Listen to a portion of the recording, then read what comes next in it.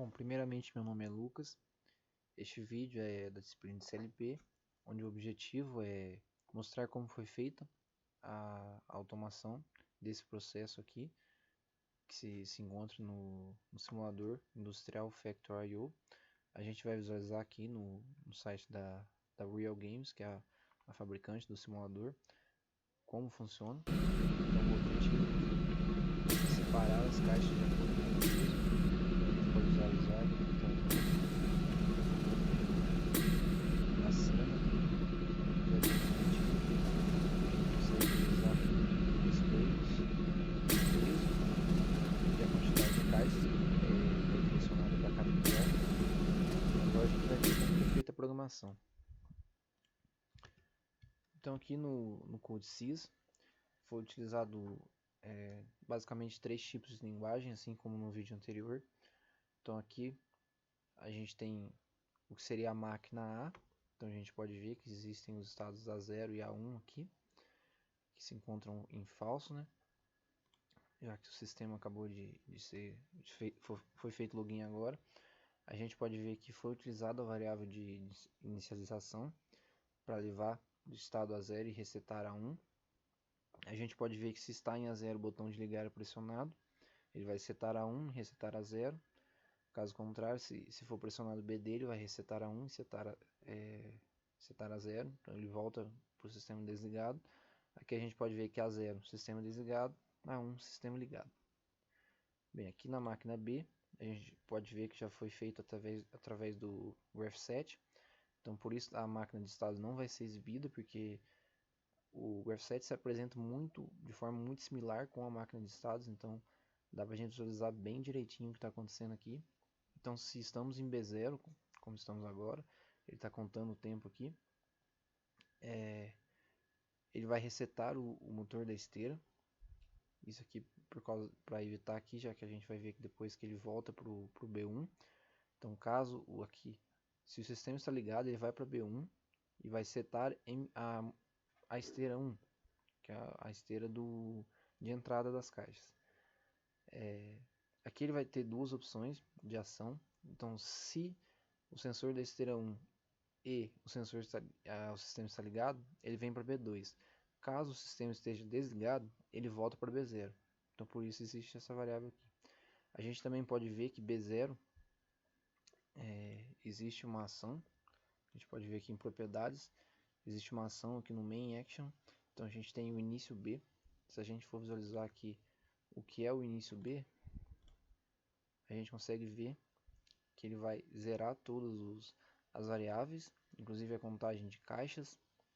A gente pode ver que o início A é do C também, que é a próxima máquina, ele faz a mesma coisa, apenas por garantia. Não era necessário que zerassem todos, mas para evitar que fique qualquer coisa ligado.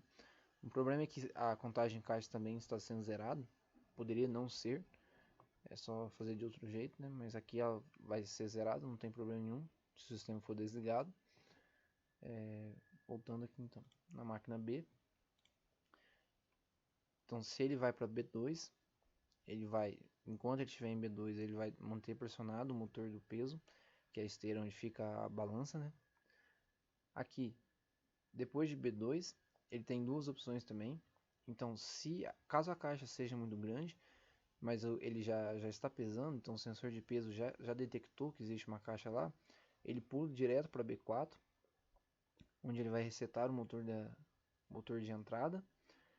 E aqui a gente pode ver também que existe uma ação relacionada. Então se a gente vir em propriedades, a gente pode ver que é o tipo. Então aqui é definido o tipo de caixa, né?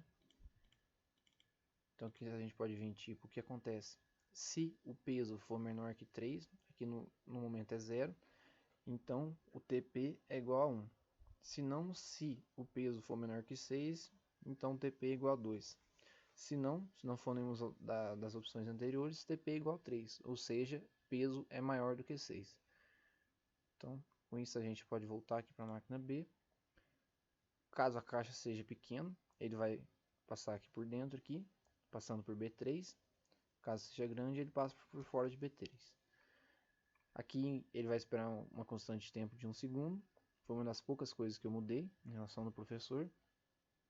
para agilizar o processo, né? Depois ele vai para B5 e aqui ele retorna para B1, assim que o sensor da esteira 2 detecta a borda de descida. Aqui a gente pode ver também como é feita a detecção de borda de descida, né? Então vamos aqui, por exemplo, o sensor 2 para a gente ver como é feita a detecção de borda. Então aqui a gente detecta a borda de descida, caso seja, ele vai setar a variável SE2N, N que é de negativo, de descida.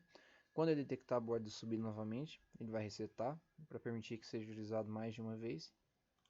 Então, vou fechar aqui.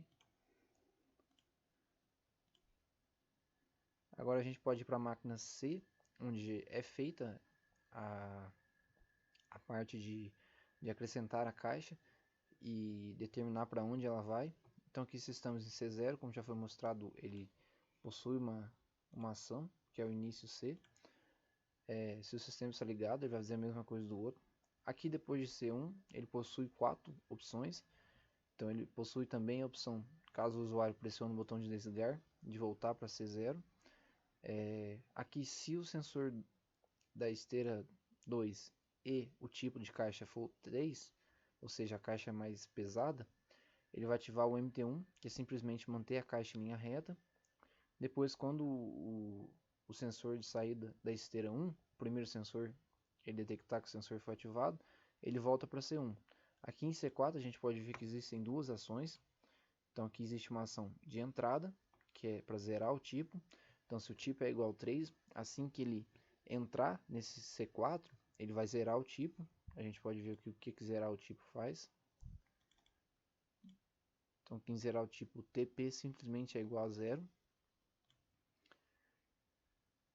O mesmo acontece com o C3. Outra ação que tem aqui é assim que ele sai de C3, quando acontece aqui no caso o S12 ou aqui o S13, ele vai contar a caixa. Então aqui a gente tem conta a caixa esquerda, por exemplo. Se a gente ver, ele simplesmente vai adicionar uma unidade a caixas. Então, por exemplo, caixas à esquerda recebe caixas mais 1, simplesmente isso. E basicamente o programa é esse. Agora a gente vai ver ele funcionando lá no simulador. Eu vou ajustar aqui para ficar melhor da gente visualizar. Aqui a gente pode ver o driver, conexão ao PC já foi estabelecida. A gente pode visualizar também aqui, eu esqueci de mostrar, as variáveis globais aqui que foram utilizadas. Então a gente tem elas e o tipo aqui, né? A gente pode ver que foi utilizada as variáveis do tipo real para medir o peso e para fazer a contagem de caixas. Embora caixas sempre seja um número positivo, mas foi utilizado aqui real, não tem problema nenhum. Então agora a gente vai lá para o Factorio. Bem, aqui a gente consegue visualizar. Aqui vai ser mostrado o peso. Aqui caixa pequena, caixa mais leve. Aqui caixa grande, que é a mais pesada. E aqui a caixa média, que tem um peso médio. Aqui vai ser mostrada a quantidade de caixas que foi para cada lugar. E aqui o peso total. Então, dá uma ajeitadinha aqui.